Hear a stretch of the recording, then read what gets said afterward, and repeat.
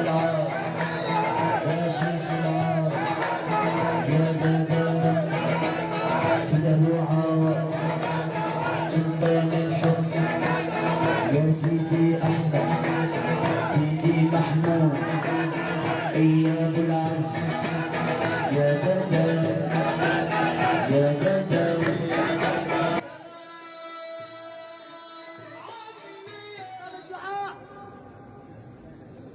لكامة الأولياء يا شيخ العرب.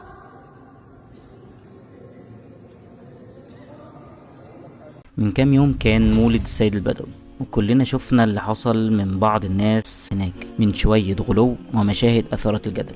والنهاردة مش جايين ولا نعلق على اللي حصل ولا نقول رأينا في السيد البدوي ولا حتى نكفر ولا نغلط في حد، وحط كام خط تحت مش بنكفر دي عشان لا احنا ولا غيرنا لينا نكفر حد، بس الموضوع لمس معايا على حاجة حصلت زمان جدا والمشهد شوية متشابه، وخلينا نقول انه جرس انذار لينا كلنا.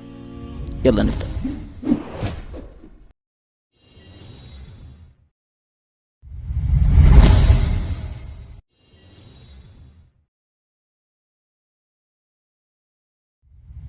كان زمان في ناس بتحب الصالحين حب كبير، ناس شايفين فيهم النور والكرامة والصدق والإيمان، بس الحكاية دي اتغيرت في لحظة. حبهم اتحول لغلو وغلوهم بقى عبادة، وعبادتهم قلبت الدنيا كلها.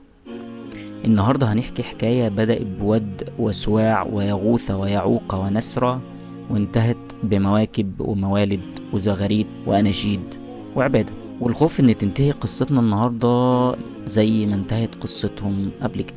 من آلاف السنين كان في ناس صالحين جدا في قوم سيدنا نوح، ناس بتساعد الفقير وتعلم الناس الخير وتحب ربنا حب حقيقي.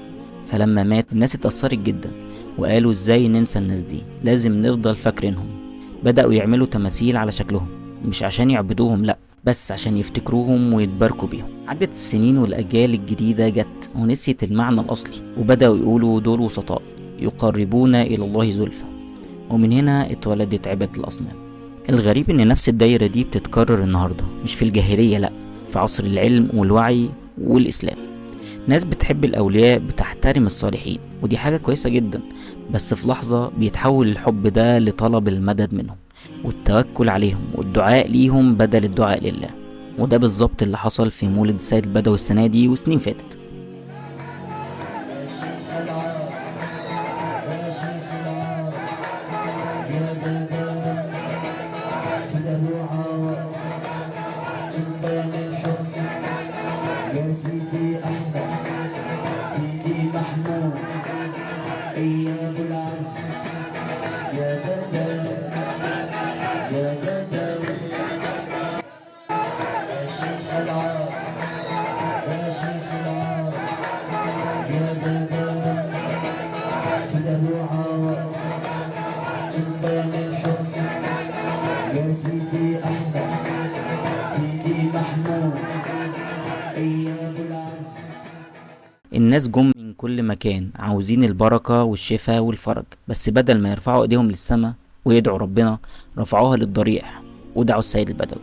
في اللي بيقول يا بدوي اغثني، وفي اللي بيندر له، وفي اللي بيطوف حوالين القبر وبيفتكر ان البركة من التراب مش من رب الارباب.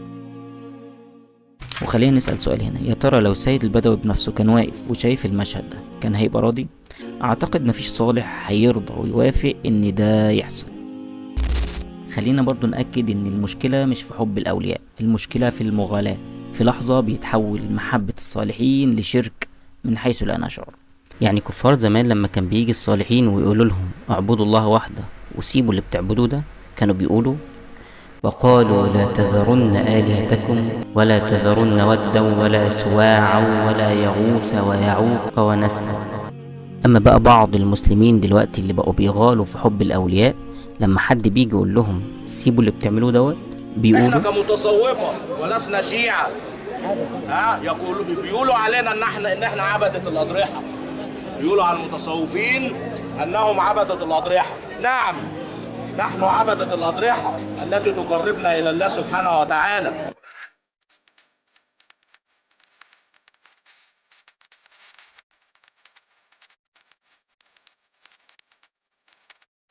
النهاردة لما نشوف واحد بيقول مدد يا بدوي، هو غالبا مش قصده الشرك، لكن من غير ما يشعر بيدي لغير الله حاجة من حق الله فقط.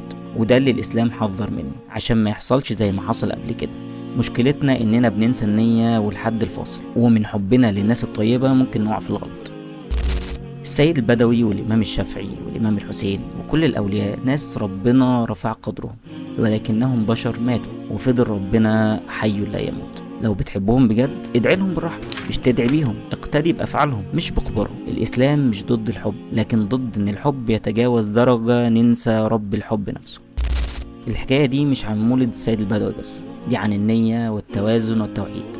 ابدأ بنفسك، حب الصالحين، اتعلم منهم، لكن خليك فاكر اللي بيننا وبين ربنا خط مباشر، ما يحتاجش وسيط ولا مدد ولا زيارة ولا قبر.